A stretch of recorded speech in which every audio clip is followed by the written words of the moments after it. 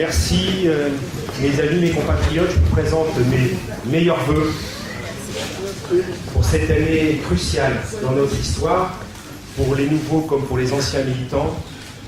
On a un rendez-vous dans moins de 2 mois, je pense, avec un des événements les plus importants de l'histoire de notre mouvement. Je remercie nos hôtes, qui pour la 2e fois nous accueillent dans cette si bonne maison. Je remercie toutes les équipes qui ont travaillé depuis de nombreux jours pour que cette journée se passe du mieux possible. Et je pense que c'est très très bien. Je félicite tous les gens qui ont travaillé d'ardard depuis des jours pour ça. Je félicite tous les colistiers qui depuis des mois vont visiter les habitants, les citoyens, font le tour de la ville, essayent de trouver d'autres colistiers. C'est un travail ingrat, je le sais, mais c'est un travail fondateur.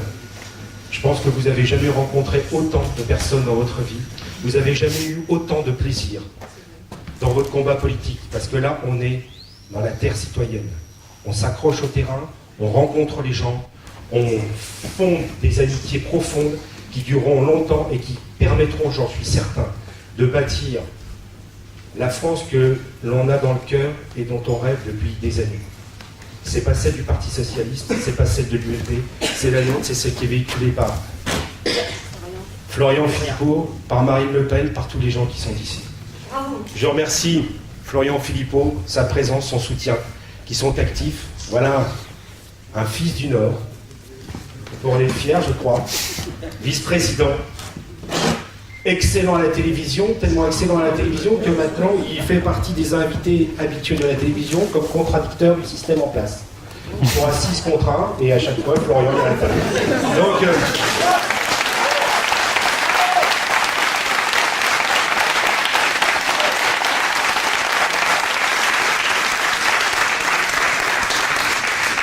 il fut un temps où on se battait avec des épées, aujourd'hui on se bat avec des mots. Ça demande la même adresse et le même courage, je peux vous assurer. Et Florian y excelle, et je pense qu'il mérite une salle d'applaudissements.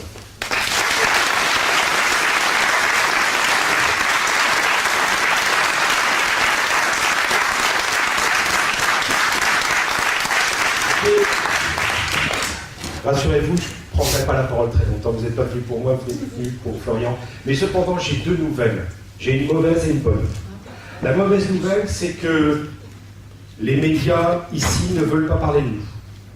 Ils ont décidé de faire le blackout total, ça ne les intéresse pas, ils ne veulent pas parler de nos candidats du Front National. Bon, alors on essaiera de faire sans eux. Je pense qu'on a suffisamment de cœur pour contourner l'obstacle. Et puis de toute façon, comme ils sont en train de mourir, on aidera tout simplement à leur disparition. La bonne nouvelle, c'est que justement, ils ne veulent pas parler de nous parce qu'ils ont la trouille. Ils ont une trouille incroyable, c'est qu'on soit justement là où ils ne les attendent pas. Et ça devrait vous regonfler le cœur et vous dire que cette fois-ci, ça vaut le coup de mettre le coup de boutoir, le coup d'épaule dans le système parce qu'il va bientôt s'effondrer. Les 5 années de crise que l'on a subies, que l'Europe a subies et dont Florian vous a parlé depuis tellement longtemps à la télévision, sont en train aujourd'hui de dissoudre les liens indéfectibles qui existaient entre une clientèle politique et un système politique corrompu. C'est le moment ou jamais de le faire tomber par terre. Et s'il y a bien un endroit en France où ce système est, je dirais, l'exemple même de ce qui a fait mal à la France, c'est bien le système socialiste qui vit ici. Le système est totalement corrompu. Le clientélisme, l'échec économique, l'échec en matière d'insécurité, l'échec en matière de logement. Et cependant, la presse continue, à longueur de journée, d'afficher des pages entières pour faire l'encensement du bilan de Martine Aubry et puis de tous ces colistiers ici autour de la métropole. C'est un échec, et c'est à vous d'aller le démontrer auprès des électeurs et leur dire « chassez-moi tous ces gens-là ». L'opposition, ici dans la métropole, elle n'existe pas. 95% des délibérations socialistes sont votées par la droite. C'est ce que dit Martine Aubry quand elle parle de son opposition à Lille. Et je pense que c'est vrai dans toutes les autres villes, ici de la métropole. Par conséquent, les gens, les électeurs de notre métropole doivent savoir qu'il n'existe qu'une seule alternative. un seul pôle sur lequel on pourra reconstruire demain notre cité politique, c'est le Front National Rassemblement Bleu Marine. Vous devez prendre votre bâton de pèlerin et dans les 2 mois qui viennent, aider vos têtes de liste. Allez voir les habitants, les aider à coller leurs affiches, à distribuer leurs tracts, à créer leur réseau. Vous avez des tas de stands qui sont là. Je vous invite à passer. C'est pas dans 3 mois qu'il faudra passer, il sera trop tard. C'est maintenant qu'il faut gagner cette bataille. Et vous ne pouvez pas rentrer chez vous décemment en vous disant « J'ai écouté des belles paroles, j'ai entendu des belles choses, je pense que l'espérance est quelque chose qui est possible, et puis je rentre à la maison comme si je n'avais rien entendu. » Votre dignité, c'est de lever un jour la tête et les yeux. On n'est pas venu au monde pour être des esclaves d'un système absurde. Donc, levez-vous. C'est votre dignité, c'est votre honneur de vous rassembler pour qu'enfin vous soyez le maître de votre destin. Je ne vous demande pas de me suivre. Ce n'est pas mon rôle. Je ne suis pas plus intelligent ni plus fort que vous. Je vous demande tout simplement d'être des hommes et des femmes libres. Libres politiquement et libres économiquement. Et c'est comme ça qu'on va refonder notre pays, qu'on va refonder nos traditions. On est ici dans une terre qui, depuis 1000 ans, était probablement la terre la plus riche d'Europe. On a réussi à en faire un désastre économique. 50 ans de socialisme, un désastre économique sans nom. À 15 km d'ici, à la frontière, vous avez la zone économique la plus riche d'Europe. Comment se fait-il qu'on soit gouverné par un système aussi absurde? Tout simplement, les amis, c'est parce qu'on n'a pas eu la clairvoyance d'ouvrir les yeux. Et on n'a pas eu jusqu'alors suffisamment de force pour le démolir, ce système. Alors moi, je vous invite, et je vais passer la parole à Florian, qui, je pense, saura vous relever encore plus fort que moi. Je vous invite à faire cette bataille. 2 mois de bataille, ça vaut le coup, si c'est pour changer notre pays et mettre quelqu'un comme Marine Le Pen un jour à la tête du pays. Oui. Je vous remercie.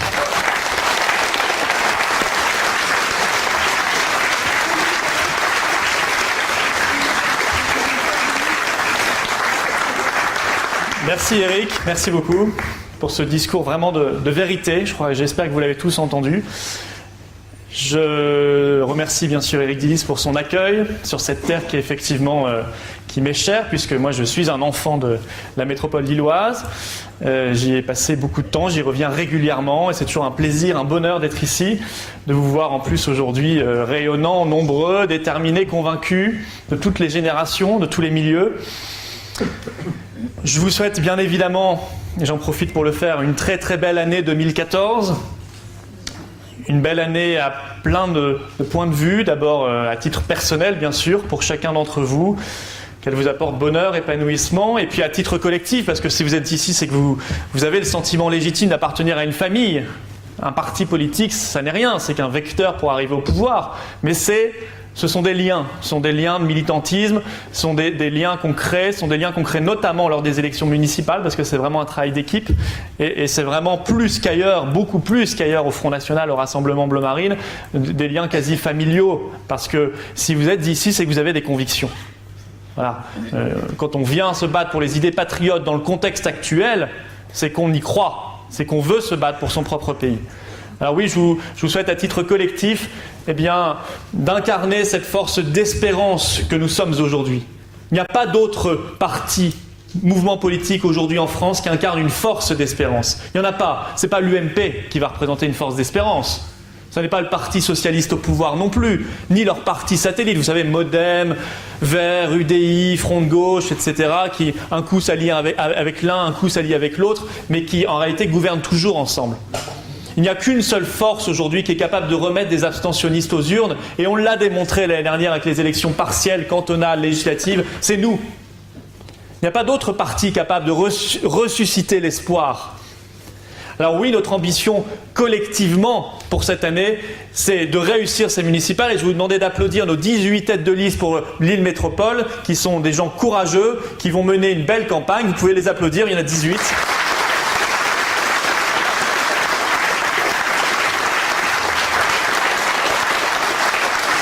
Merci pour eux. Et puis, Et puis l'ambition que nous avons, et vous le savez, pour les élections européennes qui viendront juste après, et qui sont elles aussi essentielles, parce qu'il en va de l'avenir de notre pays comme une nation libre et souveraine et prospère. Eh bien, notre ambition, c'est d'être le premier parti de France. Et nous serons le premier parti de France dans les urnes le 25 mai prochain.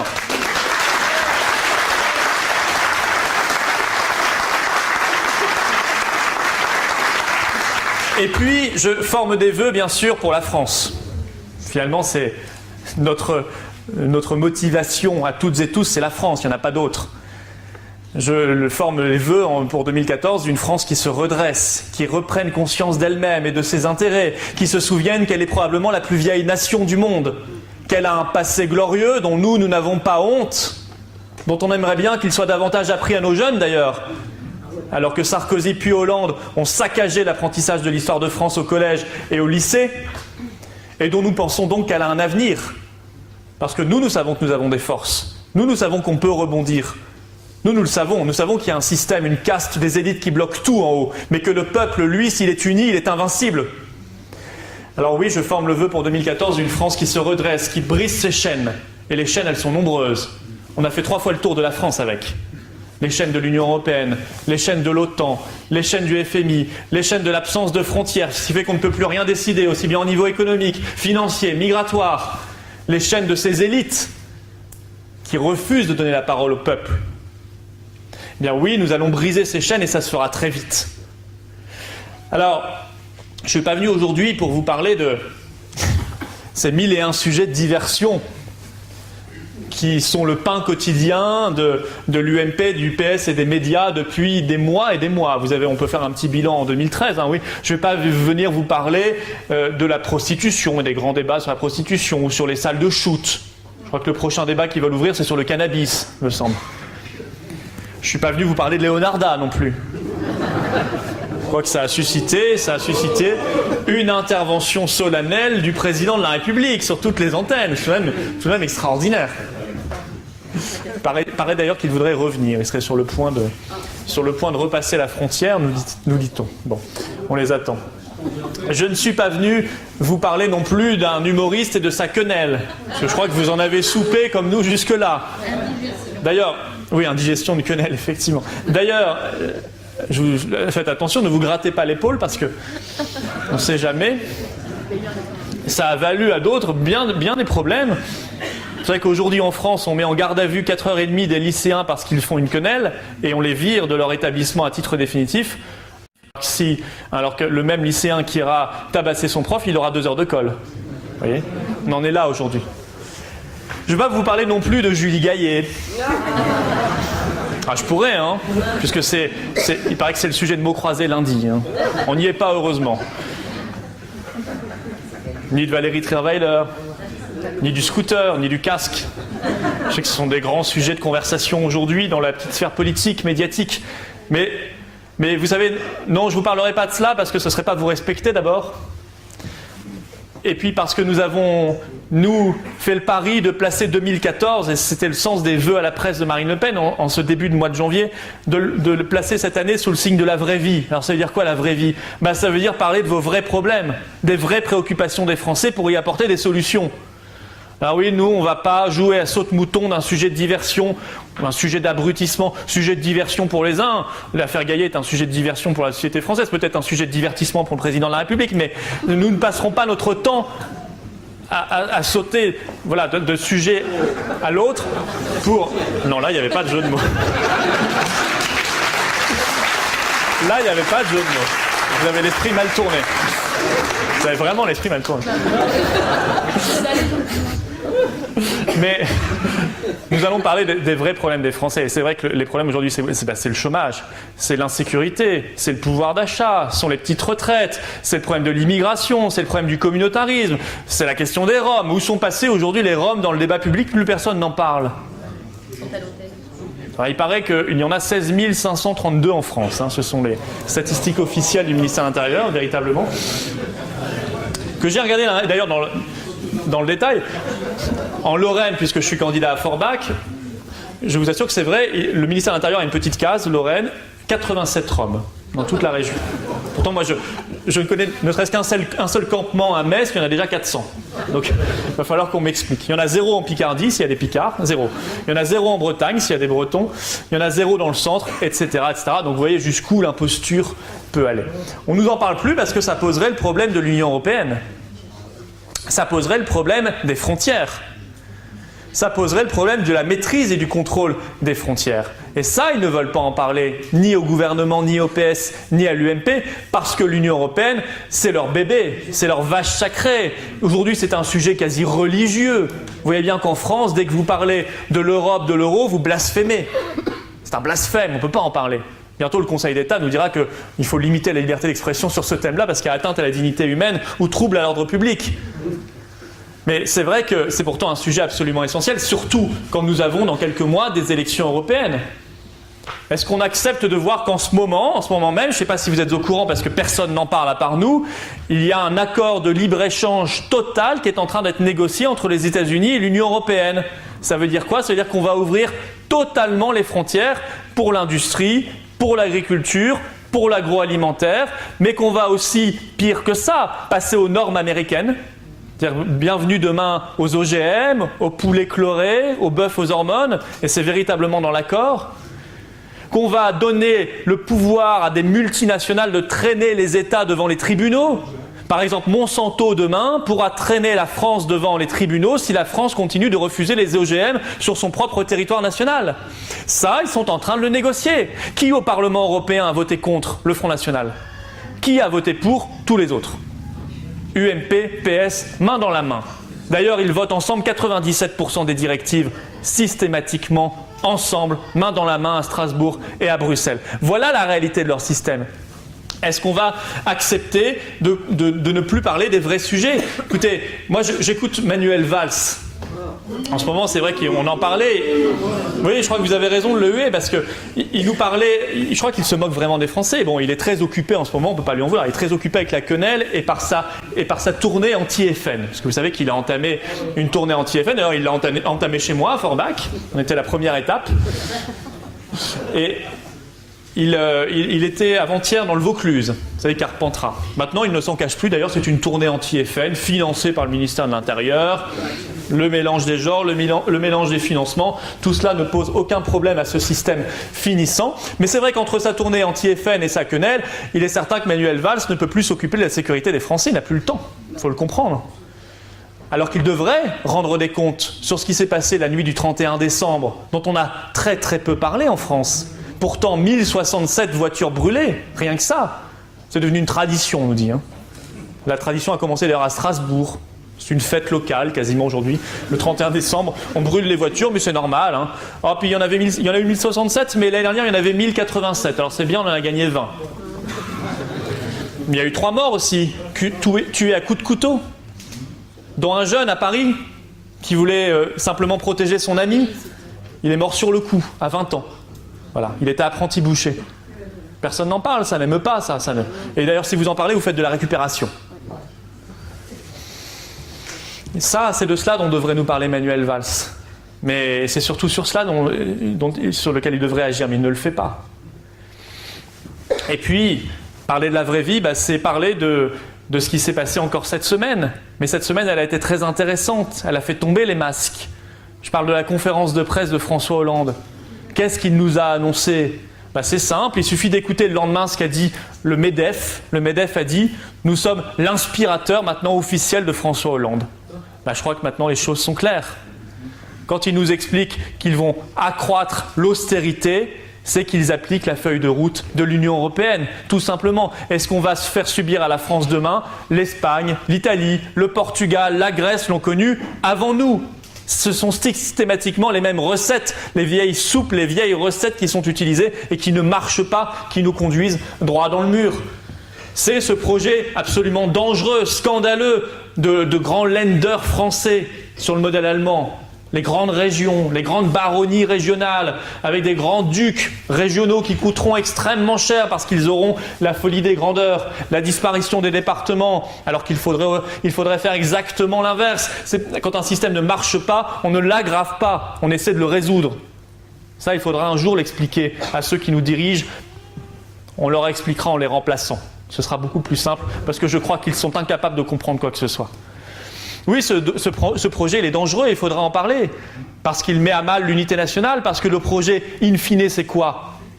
C'est de passer outre les nations. C'est d'être dans l'Europe des régions. C'est de faire que l'Europe discute directement avec les régions sans passer par la nation. Voilà ce qu'il y a au final derrière cela. Et voilà pourquoi l'UMP soutient aussi ce projet. D'ailleurs, je dis, cette semaine a fait tomber les masques, elle a été extrêmement intéressante et clarifiante, et tant mieux, parce que moi je préfère quand les gens disent ce qu'ils pensent et ce qu'ils vont faire plutôt que quand ils mentent. Eh bien, l'UMP, vous avez remarqué qu'ils étaient extrêmement embarrassés.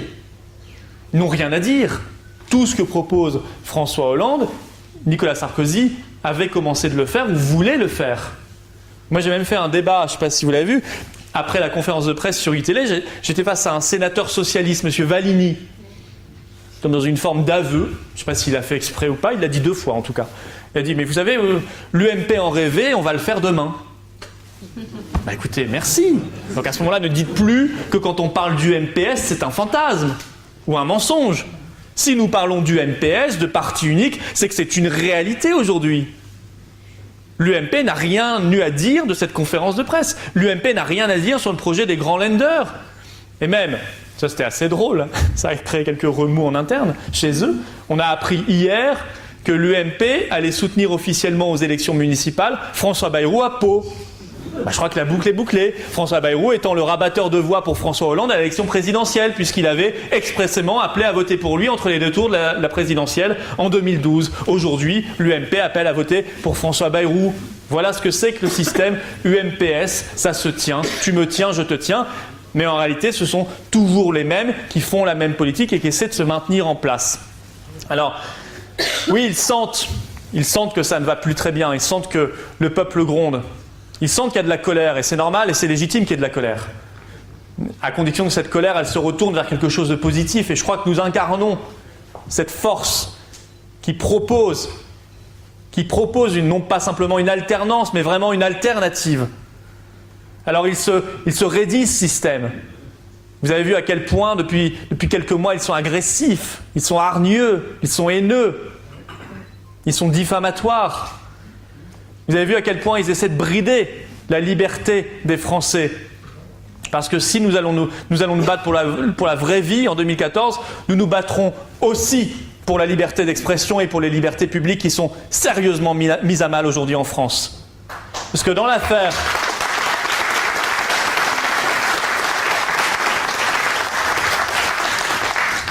Vous savez, l'affaire Dieudonné, c'est pas défendre un homme, c'est défendre un principe. Parce que si on accepte ça, si on accepte ce retournement de jurisprudence, alors que la jurisprudence avait 100 ans, le Conseil d'État s'est couché devant le pouvoir politique. Littéralement, il a pondu un jugement en 1h30 sous l'impulsion et l'autorité de Manuel Valls.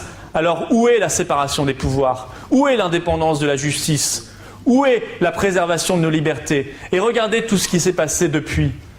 Najat Vallaud-Belkacem, on y reviendra. Najat Vallaud-Belkacem, peu de temps après, 2 jours après, indiqué sur France 3, vous le retrouvez, c'était il y a 1 semaine. Mais vous savez, à partir de la jurisprudence Dieudonné, on pourra aussi faire interdire préventivement des meetings politiques. Voilà. Suivez mon regard. Hein. Puis, tous ces propos des ministres, mais aussi à l'UMP contre Internet. Ça dérange Internet. Ah, c'est sûr qu'Internet, c'est pas aux ordres. Oui, des journalistes qui nous ont expliqué, M. Barbier, sur iTélé, qui nous a dit « Mais si la Chine y arrive, pourquoi pas nous, la régulation d'Internet ?» Il a même redit devant Marine Le Pen « Mais vous savez, si les dictatures y arrivent, pourquoi pas les démocraties ?» Et Marine lui a répondu « Parce que ce sont des démocraties. » Tout simplement. Là, il y a tout ça derrière. Il faudra être extrêmement vigilant sur ces sujets-là. Parce qu'ils vont essayer de tordre le cou à ce dernier espace de liberté de débat que constitue Internet. Et il faudra être vigilant sur nos libertés publiques, nos libertés de peuple. Nous défendons la liberté de la nation française par rapport à la mondialisation, par rapport à l'Union européenne. Il faut aussi la défendre ici, par rapport à ceux qui voudraient faire taire les Français et faire taire ceux qui ne sont pas d'accord avec le système en place. Parce qu'ils voudraient nous enfermer dans un faux jeu entre une majorité et une fausse opposition. Le débat qu'a résumé François Hollande dans sa conférence de presse, il nous a expliqué que demain, le débat devrait se faire, et je le cite, entre un centre droit et un centre gauche. Et tout le reste, ce sont des extrêmes. Eh bien, il ne faut pas accepter ce terrorisme intellectuel. C'est un moyen de tordre le débat et de l'empêcher. Alors, oui, je suis très optimiste parce que je vois bien que les Français ne tombent plus dans le panneau. Je vois bien qu'il se passe quelque chose en profondeur. Bon, la presse ici boycotte. Bon, ils étaient un peu là quand même tout à l'heure, mais et à la limite, ça n'est plus très grave. Parce que sur le terrain, on voit bien qu'il y a quelque chose en profondeur. On voit bien qu'il se passe quelque chose. Oui, parce que contrairement aux autres, nous ne prenons pas les Français pour des idiots quand nous leur parlons de leurs vrais problèmes et que nous essayons de leur apporter des solutions. Aujourd'hui, je reparle de Manuel Valls. Manuel Valls nous parle de ces sujets de diversion, mais nous apprenons hier ou avant-hier que 2 Français de 15 ans, 2 collégiens ou 2 lycéens partaient faire le djihad en Syrie. Et ça devrait l'interpeller. Sarkozy, on s'agite devant les caméras de télévision. C'était, vous savez, le fameux Karcher qui est devenu vaporisateur. Hein. Voilà. C'est vraiment, on court les émeutes, on montre les muscles. C'est le verbe dur et la main molle. On connaît ça par cœur. Sarkozy a fait ça pendant 10 ans et on a eu aussi des clones. On a eu Guéant, on a eu Hortefeux. Résultat 0 parce que dans le même temps, on supprime des postes de policiers et de gendarmes. Parce que dans le même temps, on ferme des commissariats, on ferme des gendarmeries. Parce que dans le même temps, on ne contrôle pas nos frontières face à l'immigration clandestine, face au réseau de criminalité, parce que dans le même temps, on n'applique pas les lois, parce que dans le même temps, on n'applique pas les peines. Tant qu'on ne rompra pas avec le laxisme d'État qu'incarnait Mme Dati hier, vous savez, la loi Dati, c'est quoi, sous Sarkozy? Si vous étiez condamné à moins de 2 ans de prison, vous ne faisiez pas votre peine de prison. Déjà, en France, pour être condamné à 2 ans de prison, il faut le faire. Hein. Mme Taubira estime que ça n'est pas suffisant. Elle veut porter ce délai à 5 ans. C'est simple, les délits condamnés à moins de 5 ans de prison, c'est 98% des délits. Voilà. Donc ça veut dire que pour 98% des délits, on supprime toute possibilité d'aller en prison. Alors on nous explique, mais oui, mais il n'y a pas assez de places de prison. Oui, mais voilà, on ne peut pas faire le raisonnement inverse. Se dire que s'il n'y a pas assez de place, c'est qu'il faut construire des prisons. Je ne dis pas que c'est le tout carcéral, mais quand vous êtes largement en dessous de la moyenne de l'Union européenne, c'est qu'il y a un problème. Et c'est aujourd'hui le cas en France. Il manque 40 000 places de prison. Alors ça, ce sont les enfumeurs en chef. Il y a M. Valls et il y a M. Montebourg. Alors Montebourg, c'est le pendant économique et industriel de Valls. Lui, il ne court pas les émeutes, il court les plans sociaux. Avec la même efficacité, c'est-à-dire nul. Parce que je crois que Arnaud Montebourg a oublié qu'un jour, c'était le temps d'une campagne interne au Parti socialiste, il était, vous savez, pour la démondialisation et pour le protectionnisme. Aujourd'hui, il se bat dans un gouvernement, il est ministre d'un gouvernement qui fait la mondialisation sauvage sans aucune frontière, qui veut même faire cet accord, je l'ai dit, de libre-échange total avec les États-Unis, et en même temps qui refuse toute idée même de protectionnisme, parce que là aussi le protectionnisme, aussi bien au PS qu'à l'UMP, c'est un sujet dogmatique religieux, c'est sacré, c'est tabou. Pourtant ce serait indispensable pour nous battre à armes égales par rapport à ceux qui nous font une concurrence déloyale, et ils sont très nombreux aussi bien en dehors de l'Union européenne qu'à l'intérieur de l'Union européenne. Donc c'est les ministres qu'on ne connaît pas, la majorité, les 2 enfumeurs, puis il y a les 3, excusez-moi mesdames, mais ce ne sont que des femmes, mais c'est le hasard, ce sont les 3 navrantes. Alors il y a Mme Taubira. Mme Taubira qui moi, je vous l'avoue, commence à me fatiguer, à ne parler que d'elle-même, parce que c'est en gros ce qu'elle sait faire, à se lamenter généralement sur son propre sort, dans des grandes envolées lyriques, croyant qu'elle incarne elle-même la République. Je pense qu'elle pense incarner la République. Et au-delà de ça, refuse maintenant tout débat. Vous avez vu qu'elle refusait de débattre avec Marine Le Pen parce que Marine Le Pen ne pense pas. Écoutez, pour quelqu'un qui se plaignait d'avoir été mis, je crois, en dehors de l'espèce humaine, je ne sais pas si en disant de son adversaire qu'il ne pense pas, elle ne le mettrait pas aussi en dehors de l'espèce humaine.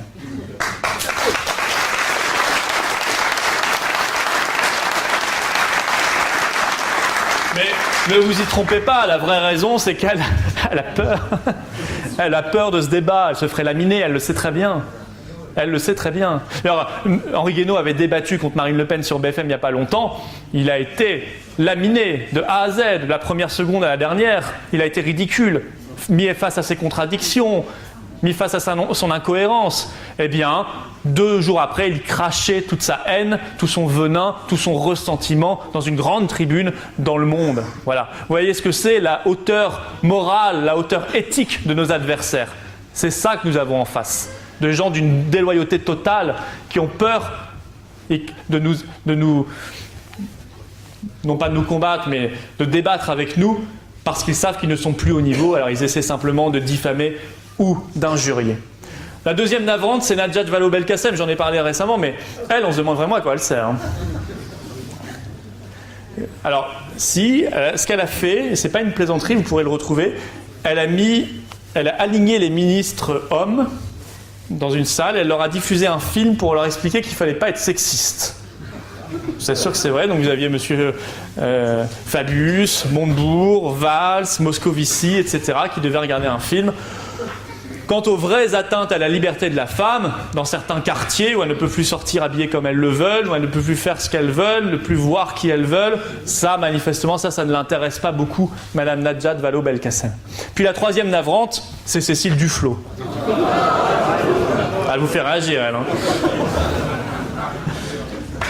Elle aussi, alors là, c'est le gros point d'interrogation. À quoi sert-elle ? Ah, ça coûte cher, hein. Il faut entretenir derrière un ministère, des équipes, un cabinet. Pendant longtemps, elle a eu à gérer surtout les tweets de son compagnon, qui voyait dans le défilé du 14 juillet un horrible défilé de fascistes. Bon, il relisait ce qu'il avait écrit, c'était tout à fait extraordinaire, désolant, navrant. Bon, voilà. En gros, aujourd'hui, nous avons cela au gouvernement. Je crois que François Hollande, il n'est pas besoin de vous faire un tableau. Il est manifestement totalement dépassé par la situation. Il s'est retrouvé là par hasard et ça se voit. S'il pouvait au moins conduire une politique normale, lui le président normal, mais il conduit une politique inférieure au normal, je dirais, qui n'atteint pas le normal et qui n'est pas aidé, il faut le dire, par son Premier ministre Jean-Marc Ayrault, qui est plus fade que moi, tu meurs. Alors, est-ce qu'il faut se tourner vers l'UMP ? Bon, si vous êtes ici, c'est que vous avez compris que non. Mais il faut le redire à nos compatriotes. Je le disais, l'UMP n'a rien à proposer, est d'accord en tout point avec ce que propose aujourd'hui et ce que fait le gouvernement et le Parti Socialiste. C'est pour ça que c'est l'UMPS. Et puis, très franchement, est-ce qu'on peut faire confiance à un parti qui vous dit qu'il fera demain tout ce qu'il n'a pas fait hier pendant 10 ans de pouvoir ? Prenez des exemples très simples. Jean-François Copé, subitement, voudrait supprimer l'aide médicale d'État. C'est donc réservé aux clandestins. Mais sauf qu'ils avaient 10 ans pour le faire. Pourquoi ils ne l'ont pas fait ? Sauf que quand nos propres députés ont proposé la suppression de l'AME en juillet 2012, devinez ce qu'a fait Jean-François Copé, devinez ce qu'ont fait les amis de Jean-François Copé, ils ont voté contre la suppression. Donc tout ça, ce sont des discours de campagne. On voit bien que l'UMP est incapable d'incarner la moindre alternative. D'ailleurs, je dis l'UMP, on devrait dire les UMP, parce que moi, je ne sais plus exactement ce que dit l'UMP. Je sais pas, je les entends le matin, le midi et le soir. C'est généralement 3 discours différents, 3 sons de cloche différents. Ils n'incarnent plus, ils ne sont plus un parti uni. Ça n'est plus qu'une somme d'individualités qui se détestent, qui se font la guerre en permanence. C'est la guerre des petits chefs, la guerre des grands chefs. D'ailleurs, au niveau national, ça se retrouve souvent au niveau local, où il y a beaucoup de listes UMP dissidentes. Tant mieux, hein, on les aime tellement qu'on les aime bien quand ils sont plusieurs. Et bien évidemment, ce parti-là, je crois, est en voie d'effondrement, mais parce qu'entre PS, UMP, UDI, Modem, Verts, etc., j'en passe et des meilleurs, il y a probablement au moins 1 ou 2 ou 3 partis de trop. Ça ne sert à rien d'avoir une profusion de partis qui disent tous et font la même chose. Ça ne sert strictement à rien. En quoi un Borloo se différencie d'un Fillon ou d'un Copé ou d'un Moscovici, très honnêtement ? Alors que Borloo, pendant 10 ans de gouvernement Chirac-Sarkozy, a été 9 ans ministre. 9 ans sur 10. Et aujourd'hui, il nous dit « j'incarne une alternative ». Bon, tout cela n'est pas sérieux. Mais je crois que nos compatriotes sont en train véritablement de s'en rendre compte. Alors nous incarnons le camp de la nation et du peuple. Oui, nous croyons en la nation. Nous pensons que la nation est une construction d'avenir. Nous savons que la France, je l'ai dit, est la plus vieille nation du monde. Nous savons donc qu'elle a un avenir. Nous croyons en elle. Nous pensons que tous ceux qui se battent aujourd'hui contre nous, généralement sont motivés par une haine de la nation, par un projet anti-national. Et tout ce qu'ils font en ce moment depuis des années, a une incroyable cohérence. Ça vise systématiquement à lutter contre la nation. Parce que la nation, c'est le grain de sable qui gêne le déploiement du projet mondialiste. D'un projet qui voudrait que tout le monde se ressemble, qu'on ne soit plus que des consommateurs indifférenciés, indifférenciables, qui parlent si possible anglo-américain, qui aient les mêmes goûts partout, qui n'aient plus aucune identité, plus aucune tradition, plus aucune envie de se battre en commun.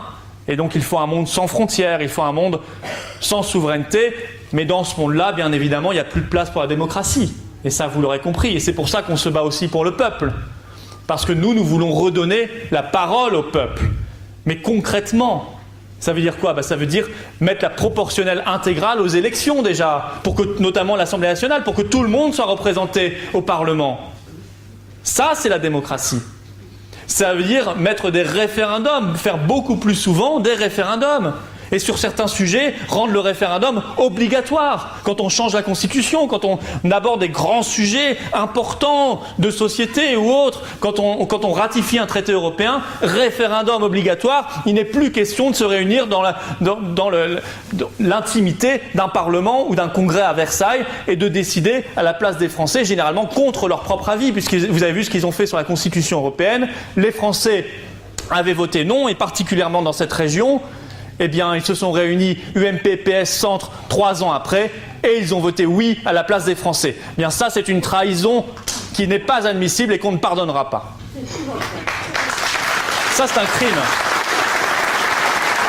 C'est un crime en soi. C'est probablement un des plus graves crimes contre la démocratie qui ait été commis depuis la guerre. Et ce crime-là mérite qu'on retire au Parlement son pouvoir constituant et son pouvoir de décision, de modification de la Constitution. Rien que pour cela. Et puis, c'est redonner la parole au peuple, c'est créer un vrai référendum d'initiative populaire. Vous savez ce qu'ils ont créé aujourd'hui, c'est le référendum d'initiative citoyenne, je crois. Ça avait été mis en place par Sarkozy, adopté par Hollande, comme toujours. L'UMP en rêvait, le PS le fait. C'est ce que m'a dit le sénateur socialiste, donc je le crois.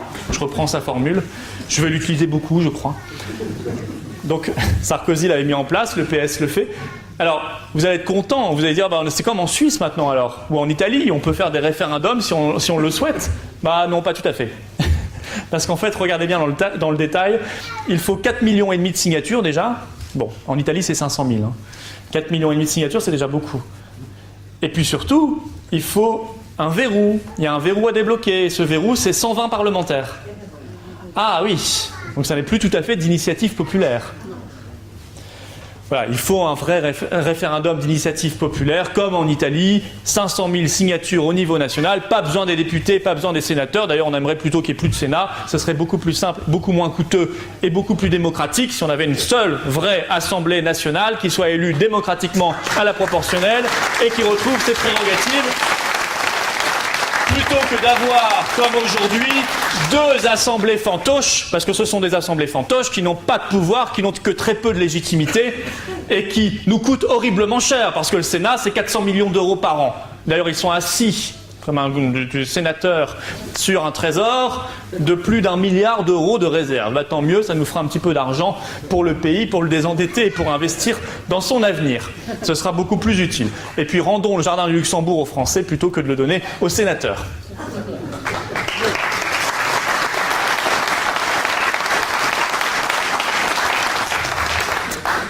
Alors oui, mes chers amis, j'en terminerai là, je suis vraiment confiant, ça va dépendre de chacun d'entre nous, il va falloir se battre, mais je sais que vous vous battrez. Il va falloir que les jeunes aillent tirer les manches de leurs grands-parents, qui sont parfois un peu plus réticents encore, mais ça bouge partout. Il va falloir que chacun y aille. On n'a qu'une seule chose à montrer à nos compatriotes, c'est qu'on a des idées et des convictions, c'est tout. Et notre force de conviction fera le reste. Parce que nous avons ce carburant qu'ils n'ont pas. Nous avons l'amour de la France qu'ils n'ont pas. Nous y croyons.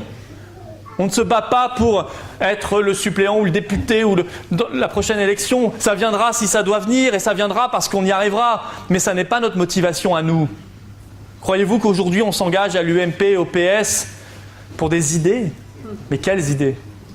Non, si on s'engage ici, au Front National, au Rassemblement Bleu Marine, c'est qu'on y croit, c'est qu'on a la foi, c'est qu'on veut y aller. Et je suis certain que cette foi, vous allez la transmettre aux électeurs et qu'ils seront nombreux à mettre le bulletin de vote Front National, Rassemblement Bleu Marine dans l'urne, aussi bien au mois de mars pour les municipales qu'au mois de mai pour les élections européennes. Alors oui, je suis confiant, je me dis que notre avenir sera Bleu Marine parce qu'il sera français, et donc français parce que Bleu Marine. Merci beaucoup.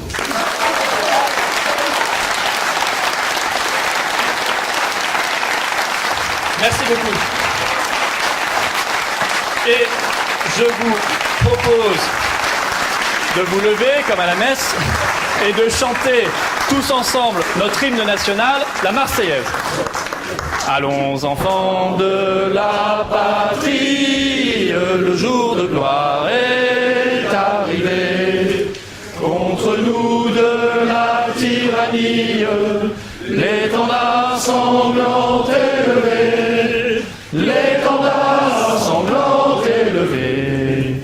Entendez-vous dans nos campagnes mugir ces féroces soldats qui viennent jusque dans nos bras, égorger nos fils et nos compagnes. Aux armes, citoyens, formés au bataillon, marchons, marchons, qu'un sang impur abreuve nos sillons. Vive la France!